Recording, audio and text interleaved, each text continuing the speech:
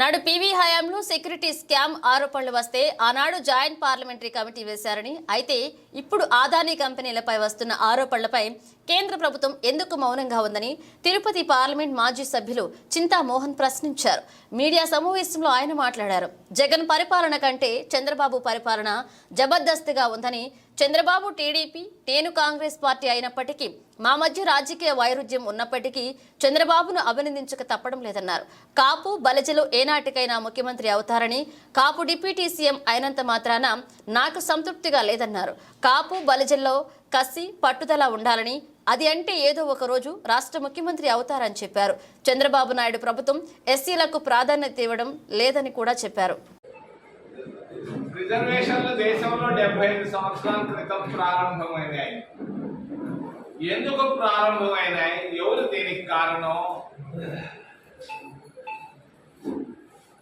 5000 సంవత్సరాల నుంచి అంటరానితనం అనేది దేశంలో ఉండేది. ఈ అంటరానితనాన్ని మహాత్మా గాంధీ గారు మొదట గమనించారు. ఇండియాలో, భారతదేశంలో కాదు, సౌత్ ఆఫ్రికాలో, మరి కృష్ణా జిల్లా నుంచి ఆ రోజు అంటరాని వాళ్ళు దర్భంగా సౌత్ ఆఫ్రికాలో ఉంటే వాళ్ళ ద్వారా అంటరానితనాన్ని గురించి తెలుసుకొని విజయవాడ వచ్చి ఎస్సీ కాలనీలో మొట్టమొదటిసారి ఆయన చూడటం జరిగింది. గాంధీ గారు పాదయాత్ర చేశారు దేశం మొత్తం స్వతంత్రం రాకముందు. ఆయన రెండు విషయాలు ప్రస్తావించడం జరిగింది మహాత్మా గాంధీ గారు. ఆ రోజు ఆకలి ఎక్కువగా ఉంది, ఆహార ధాన్యాల కొరత ఉంది, పేదరికం కొట్టొచ్చినట్టు కనపడతా ఉన్నా కూడా ఆయన 5 నిమిషాలు ప్రతి దగ్గర మాట్లాడాడు. మరి తమిళ, కేరళ నుంచి కాశ్మీర్ దాకా ఆయన ప్రస్తావించింది మొదటి అంశం స్వాతంత్రం భారతదేశానికి. రెండవది అంటరానితనం, హరిజనోద్ధారణ. అంత ఆకలి, అంత పేదరికం ఉంటే పేదరిక నిర్మూలన అనే మాటే నోటికుండా, గాంధీ గారి నోటికుండా రాలేదు. ఆయన ఎప్పుడు అంటరానితనం నిర్మూలన, హరిజనోద్ధరణ అన్నాడు. మహాత్మా గాంధీ గారు చాలా తెలివి పనులు, మామూలు తెలివి పనులు కాదు. భారతదేశాన్ని మరి ఐక్యంగా ఉంచాలి అంటే ఆ రోజు ఉన్నటువంటి హరిజనులు, ఈ రోజు ఉన్నటువంటి దళితులు అవసరం అన్న విషయాన్ని మరి చక్కగా గమనించినటువంటి మహోన్నతమైనటువంటి వ్యక్తి మహాత్మా గాంధీ గారు. స్వతంత్రం వచ్చిన తర్వాత జవహర్లాల్ నెహ్రూకు చెప్పారు. ఏమని చెప్పారనంటే, దేశంలో రిజర్వేషన్లు అనేది ఇవ్వాలి అన్నాడు.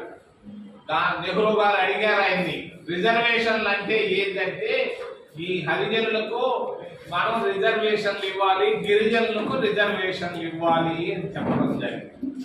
మరి అంతేకాదు, మహాత్మా గాంధీ గారు రాష్ట్రపతిగా విజయవాడ నివాసి, ఆయన పేరు చక్రయ్య అని ఆయన్ని రాష్ట్రపతి చేయాలని అనుకున్నాడు. ఆయన మధ్యలోనే చనిపోవడం వల్ల రాజేంద్ర ప్రసాద్ రాష్ట్రపతి కావడం జరిగింది. మరి ఏది ఎట్టాగైనా కూడా దేశంలో రిజర్వేషన్లకు మరి మహాత్మా గాంధీ, జవహర్లాల్ నెహ్రూ గారి స్ఫూర్తి. మరి అంబేద్కర్ గారి తెలివితేటలు. రాబోయే 4 సంవత్సరాల్లో భారతదేశంలో రిజర్వేషన్లు తీసేయాలన్న ఆలోచనతో భారతీయ జనతా పార్టీ, RSS కుట్ర పడుతున్నాయి.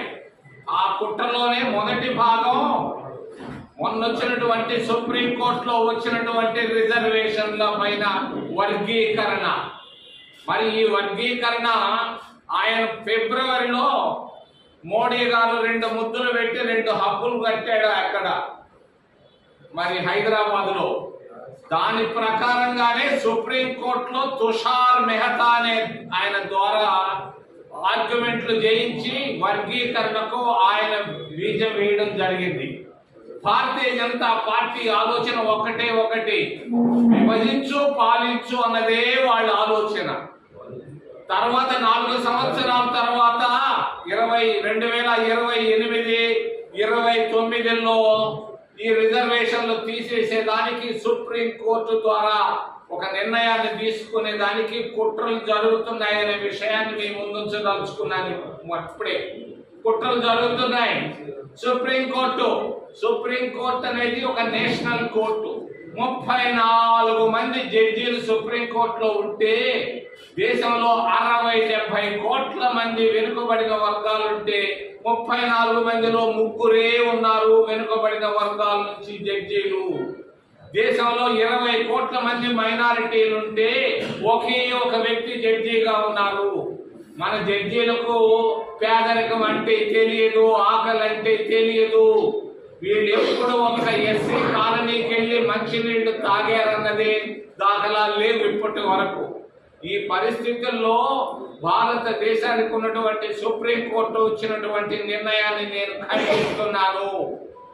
ఇది భారతదేశ అఖండత, భారతదేశ సమైక్యత, భారతదేశ సమగ్రతను దెబ్బతీసే విధంగా, బంగ్లాదేశ్ లో రిజర్వేషన్లను గుర్తు చేసే విధంగా ఈ రిజర్వేషన్ల పైన తీసుకొచ్చినటువంటి నిర్ణయాన్ని మేము సంపూర్ణంగా ఖండిస్తున్నాం. ఇది మంచిది కాదు భారతదేశానికి. ఇది ఒక విదేశీ కుట్రని కూడా తెలియజేస్తున్నాను.